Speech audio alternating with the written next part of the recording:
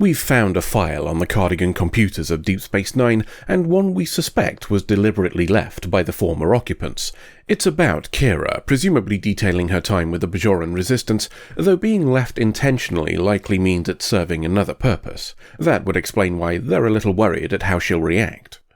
We'll leave her to look it over while Sisko takes a call. Bashir's at an airlock and discovered we have an unexpected visitor. It's Kai Opaka, she who tried to give Sisko Umox in the pilot episode, and she's here for a tour. At least that'll take Kira's mind off the file about her, one that lists her as a mere gopher of no real value. She perks up a bit when learning who's here, and we have that tour. It pauses by a window, one through which we'd be able to see the wormhole if it were in use, though that won't be today. Sisko decides to change that and take Kai Opaka through the wormhole herself, along with Kira. Bashir manages to get his name on the guest list too by willfully ignoring Sisko's polite attempts at telling him to fuck off. They all trot back to a docking bay and depart, though not before Kai Opaka gives O'Brien a necklace for his daughter that she somehow knew about. The prophets work in mysterious ways. Perhaps that's also why their journey through the wormhole is smoother than Sisko is used to. We squirt out on the other side and have a little pootle around, but there's not really much to see. Kai Opaka seems a touch disappointed, as though she were expecting something else, before agreeing to go home. Or not. There's a weird signal being picked up, data rather than a message, from an unknown source. Sisko was just going to shit a probe at it and find out later, but the Kai manages to convince him to go and poke it personally. It's a satellite around a moon, one from a network it seems, and it's having some technical issues. As we're already here, Bashir's taken the initiative and started scanning the moon itself, finding possible signs of life. Moving a bit closer for a better look has pissed off one of the other satellites though, which responds with some pooping. It must have been a pretty good hit too, as the result is us heading for an unexpected landing on the surface of the moon. The landing is a Tom Paris special, which means they're not taking off again anytime soon. Even worse, it would appear that Kai Opaka has carked it, which is going to cause no end of paperwork once they get back to the station. On the plus side, maybe we can blame it all on these newcomers, as they don't look entirely friendly. The mega shuttle is late back, and people are starting to get antsy. They've already had a poke through the wormhole and think they picked up the trail of the ship, and it looks like Dax and O'Brien are getting ready to go take a look personally, while Odo tries to placate the Bajoran government. We'll leave them to it and check our away team. They're led into a cave featuring people with some pretty serious cutlery, and one of the people in there introduces himself as a leader, which probably means they're worth a name. If you're new here, patrons get to make suggestions for the Wheel of Names, and by the whims of chance, we'll occasionally stick them on random characters. Alien Leader here will now be known to us as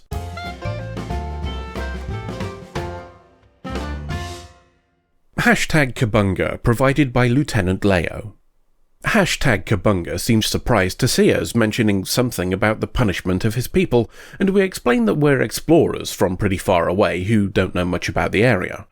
They're all a touch twitchy, even rooting through Bashir's medkit when he sees Kira needs treatment, and the reason for their caution is war with an enemy that #Kabunga describes as complete bastards.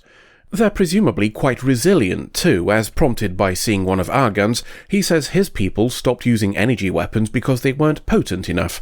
That would explain all the blades then, though I note he said centuries ago, which raises some questions. And he thinks we're not going to be able to stay neutral either. Just by being here, #Kabunga's enemies will assume we're allies and act accordingly. Anywho, a little lore dump tells us #Kabunga's people don't control the satellites and are prisoners here. They also don't have much in the way of supplies and no medical training or facilities, so Bashir lends a hand with some injured. Not for long though, as we're under attack.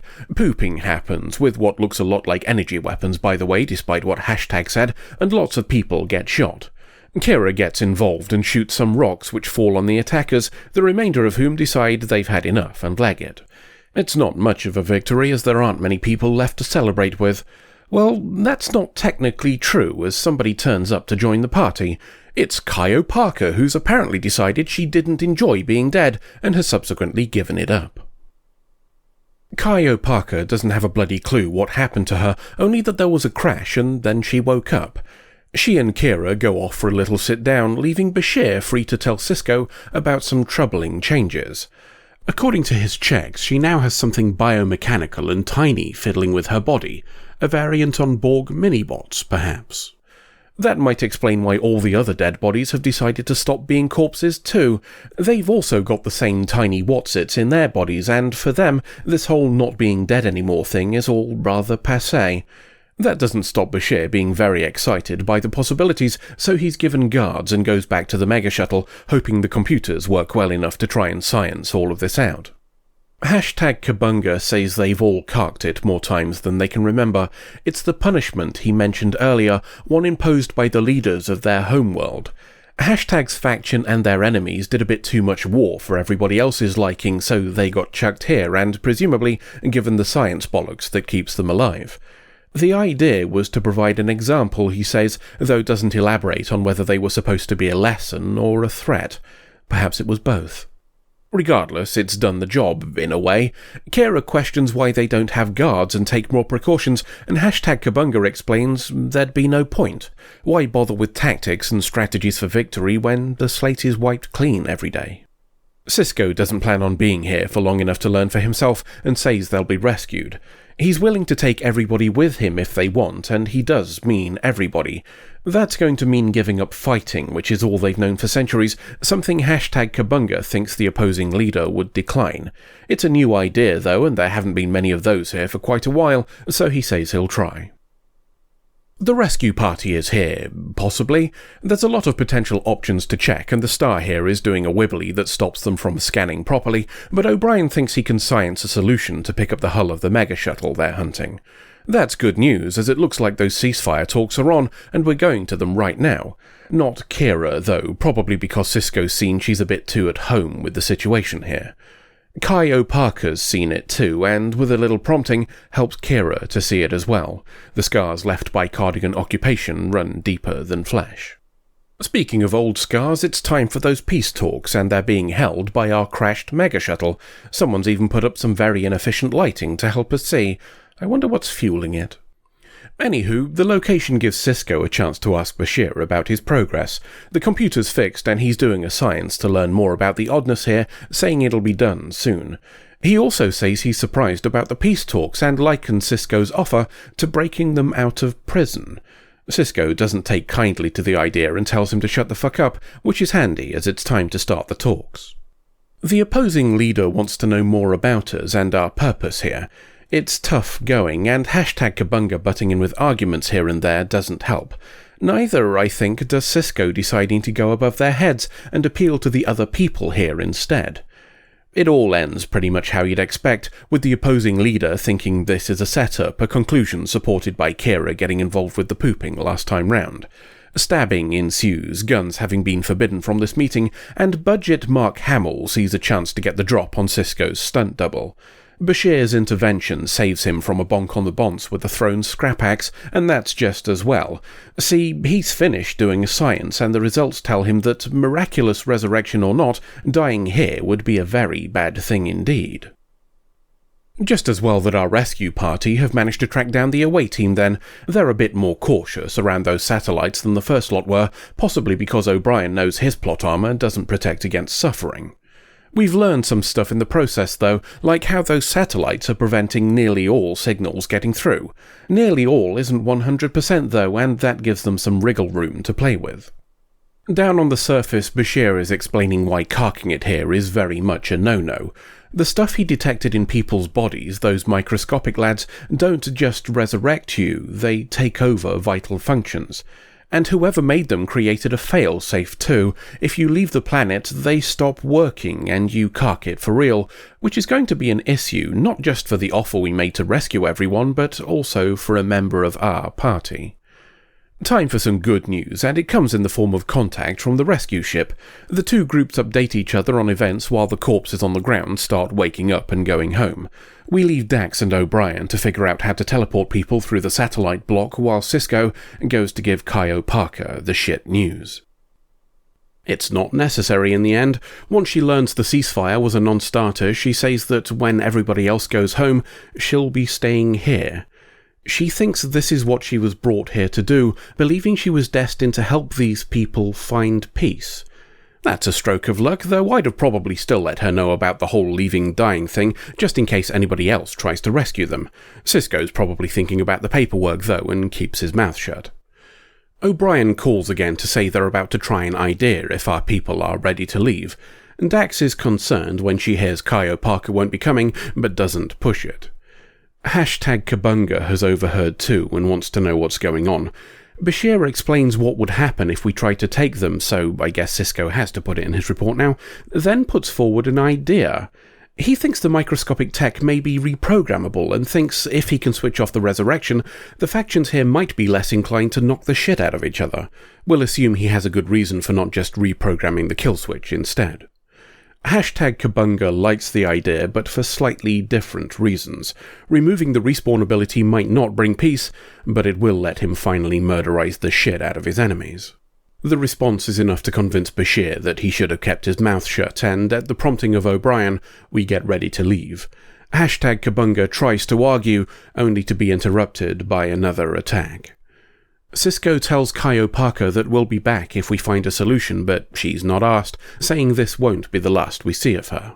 The team teleport away, and we leave Kai Parker to contemplate the enormity of her task until the next adventure. Okay then, this episode gives us a few things to think about, perhaps most notably another look at the character of Kira. You could perhaps argue that's a bit much, given Bashir's shake of the stick didn't have a lot to do with exploring his character, but as Kira's ostensibly the station's second-in-command and the whole show is about Bajor, I'd suggest the focus is reasonable. That exploration comes in the form of Kira's difficulty in dealing with peace and the changes it brings.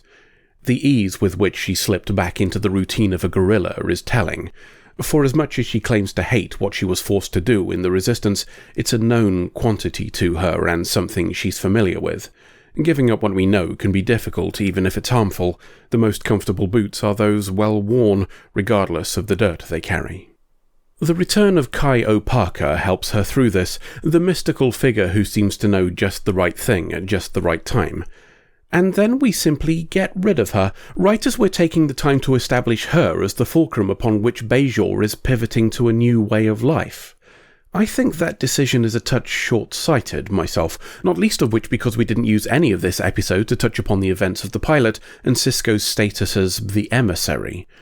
It smacks of her being chosen because she's known but not main cast, a somewhat cynical attempt to make us care about the loss, but the result is that I find myself caring more about the lost potential. The plot itself is a pretty standard Trek affair. The idea of a Sisyphean war is something you could plonk into any of the other shows and it'd sit there comfortably enough. Kirk would snap one of the spears over his knee while giving an impassioned speech. Picard would offer himself as a hostage to help negotiations. Janeway would probably just nuke the fuckers from orbit, and Archer would do something entirely forgettable if my almost complete lack of memories from Enterprise are anything to go by. The point is that if you strip out the character stuff, it's an average episode and can be treated as such. That doesn't make it bad, of course, and it is worth your time, but it's not winning any awards either. There is one more potential source of interest, though.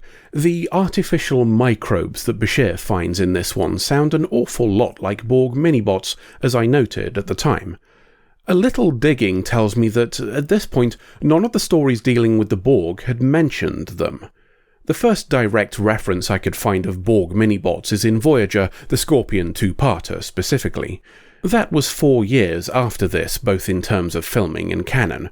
Prior to that, the term hadn't been used. Actually, that's not strictly true. The term nanoprobe was used in the film Generations, but they were in no way linked to the Borg, so we dismiss it here. Now, if the nature of Borg minibots was known by the Federation at the time of this episode, you'd think someone would mention the similarities as I did. I certainly would have expected Sisko, whose wife was killed in a Borg attack, to pick up on it and react accordingly. That leaves us with the following possibilities. Either it wasn't yet known, which seems unlikely given the debris from a Borg cube being right next to Earth 2 years previously, or it wasn't yet common knowledge, perhaps kept top secret in research labs, or the Borg didn't have them yet. It's probably option B, of course, but if it's option C, maybe this episode gives us a possibility for where they got the tech. Some of you will likely be pointing out that all of this is potentially undermined by an episode of Enterprise where Borg nanobots were encountered 200 years before the events here, but they were from the future, specifically 2 years after this episode during the events of Star Trek First Contact. That would mean you could still apply option C, as these were later drones, and option B, as time fuckery would certainly be kept as quiet as possible. All of which is to say that I've yet again hideously overthought a tiny throwaway aspect of a story, and the inconsistencies are purely because Borg minibots were retconned into war Borg encounters a few years after this episode was written. But it's a fun enough little diversion to be a potential source of headcanon, and that, after all, is one of the main reasons these little summaries exist. End of episode. I just want you to know that I've been doing a little thinking about what happened, and based on that lad slipping over on one of my turds and shooting his mate, or that other lad who I bit on the cock, well, based on those things, I am willing to accept that I am partly responsible for the way this turned out. Shut up, Woof.